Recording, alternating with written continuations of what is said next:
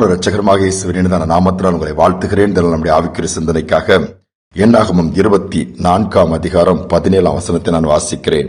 அவரை காண்பேன், இப்பொழுது அல்ல, அவரை தரிசிப்பேன், சமீபமாய் அல்ல. ஒரு நட்சத்திரம் யாக்கோபிலிருந்து உதிக்கும், ஒரு செங்கோல் இஸ்ரவேலிலிருந்து எழும்பும். பாருங்கள், பழைய ஏற்பாட்டு காலம், அதுவும் பிலேயாம் தீர்க்கதரிசி மூலமாய் இயேசுவின் பிறப்பை குறித்து சொல்லப்படுகிறது. ஒரு நட்சத்திரம் யாக்கோபிலிருந்து உதிக்கும். அந்த வார்த்தை நிறைவேறினதா? அப்படியே நிறைவேறினது.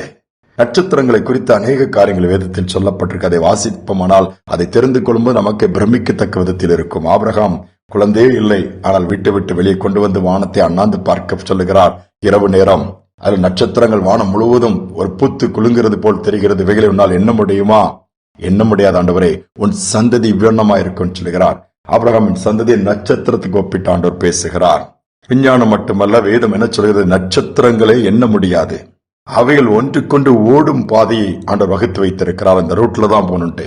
அதோடு மட்டுமல்ல, நட்சத்திரங்களை பெயரிட்டு அழைக்கிறாராம். எண்ண முடியாத நட்சத்திரத்தை அவைகளுக்கு பெயர் வைத்திருக்கிறாராம். யோசித்து பாருங்க. அப்ப எவ்வளவு முக்கியத்துவம் ஆண்டவர் அதற்கு கொடுக்கிறார். அதோடு மட்டுமல்ல, அந்த ஓடு பாதையை விட்டு நட்சத்திரங்கள் ஒன்னோடு ஒன்று உரசிக் கொள்ளுமானால் அந்த உஷ்ணத்தை பூமி அண்டசராசங்கள் தாங்கிக் கொள்ளாதாம். விஞ்ஞானிகள் அதை சொல்லுகிறார்கள். அவ்வளவு ஆச்சரியமா தேவன் தமது சிருஷ்டிப்பை படைப்பு வைத்திருக்கிறார். அவைகள் ஒளி கொடுக்கக்கூடிய தன்மையுடையதாக இருக்கிறது. புதிய ஏற்பாட்டில் வரும்போது மத்திய 2 அதிகாரத்திலும் நட்சத்திரத்தை குறித்து ஆண்டவர் பேசுகிறார். கிழக்கில் ஒரு நட்சத்திரம் இயேசு பிறக்கும் போது உதிக்கிறது. பிரகாசமான நட்சத்திரம், மற்ற நட்சத்திரம் அது வேறுபடுகிறது. இங்க தான் சொல்ல, யாக்கோபில் இருந்து ஒரு நட்சத்திரம் உதிக்கும். இயேசுவின் பிறப்பு, அவர் வெளிச்சம் கொடுக்கிறவரா, நான் பூமிக்கு ஒளியாய் வந்தேன்னு சொல்லதான் இயேசு சொல்லுகிறார். எந்த ஒரு மனிதனையும் பிரகாசிப்பிக்கிற ஒளி அது. இன்னைக்கு நம்மையும் அந்த இயேசு நல்ல வெளிச்சமாக ஸ்டாரா மாத்த தான் விரும்புறாரு.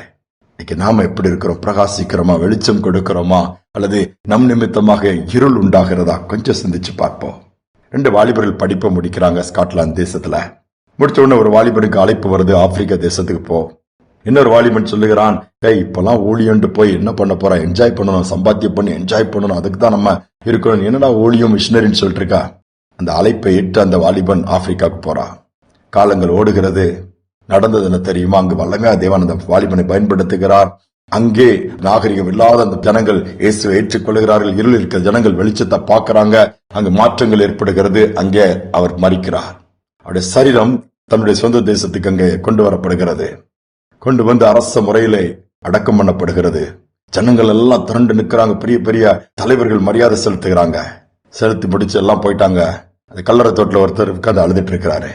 இப்ப நீனு போக வேண்டியதானே, எங்க அழுதுட்டு இருக்கான்னு கேட்கும்போது, இல்ல, என் நண்பன் அவன் இறந்துட்டான். 2 பேரும் ஒன்னா படிச்சோம். 2 பேரும் படிச்சு முடிச்ச உடனே அழைப்பு வந்துச்சு. அவன் அதே மாதிரி அழைப்பை ஏற்று போனான். நான் அந்த உலகத்தை தேடி போனேன். இன்னைக்கு நான் குடிச்சு வெறிச்சு என் சரீரத்துக்கு எடுத்து டெய்லி செத்துட்டு இருக்கிறேன். என்னால எந்த பிரயோஜனம் கிடையாது. ஆனா அவனுக்கு இவ்வளோ கனம், இவ்வளோ மரியாதை. தேச தலைவர்களை அஞ்சலி செலுத்துவது மட்டுமல்ல, இன்னைக்கு ஆப்பிரிக்க தேசமே இவன் மூலமா வெளிச்சத்தை பெற்றிருக்கிறது. அவனை குறிச்சு பேசும்போது அவன் ஆப்பிரிக்காவின் ஒளி விளக்குன்னு சொல்றாங்க. அந்த அளவு பிரகாசிச்சிருக்கிறான். அதை நினைக்கும் போது என் வாழ்க்கை நான் கெடுத்துக் கொண்டேன் என்று புலம்பினானாம். யோசித்து பாருங்க. இன்னைக்கு நான் வெளிச்சம் கொடுக்க முடியாது. அதான் நீங்கள் உலகத்திற்கு வெளிச்சமா இருக்கிறேன் இயேசு சொன்னார். இயேசுவும் ஒளியாக இந்த உலகத்திலே பிறந்த அன்னைக்கு வீடுகள்ல ஸ்டார் எதுக்கு தொங்க போடுறாங்க? கிறிஸ்தவ வீடு என்று தெரிந்து கொள்வதற்கல்ல, ஏதோ கிறிஸ்துமஸ் நாட்களை போடுவாங்க. அந்த ஸ்டார் பின்னாடி பெரிய அர்த்தமே ஆண்டவர் வைத்திருக்கிறார். நம்ம நட்சத்திரங்களா ஆபிரகாமின் சந்ததியாய் தேவன் நம்மை வைத்திருக்கிறார். நாம் ஒளி கொடுக்க வேண்டும். அந்த கிருபையை எந்த நாட்கள்ல கொடுக்க முடியாது கேட்போம். எந்த ஒரு மனுஷனாலும் பிரகாசிப்பிக்க செய்ய முடியும். நீங்க யாராக இருக்கலாம், ஆண்டவர் என்ன பயன்படுத்துங்கன்னு சொல்லி கேளுங்க. ஆண்டவர் உங்கள் மூலமா நன்மை உங்கள் குடும்பத்திற்கு மட்டுமல்ல, உங்கள் சமுதாயத்திற்கு மட்டுமல்ல, தேசத்துக்கு கொண்டு வருவார்.